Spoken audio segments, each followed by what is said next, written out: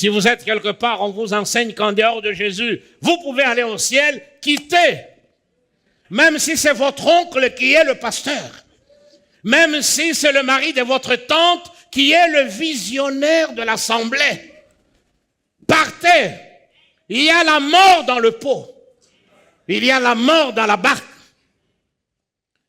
Toutes sortes d'enseignements. Et un des corollaires, mes amis, de ces faux enseignements, une des conséquences évidentes de toutes ces fausses prophéties, de ces élucubrations théologiques, de ces pratiques spirituelles abracadabrantesques, une des conséquences, mes amis, c'est que tout cela rend l'Église impotente, rend l'Église anémique.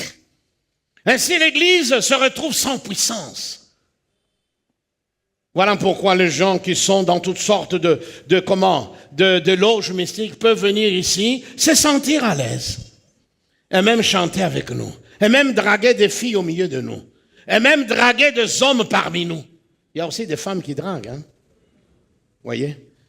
Non, l'Église doit être un lieu où le feu de l'Esprit brûle, où les pécheurs viennent et sont touchés par la parole. Cela ne veut pas dire qu'ils viennent le même jour et se convertissent. Mais à force de confronter à la vérité, que ces gens finissent par se convertir. Alléluia.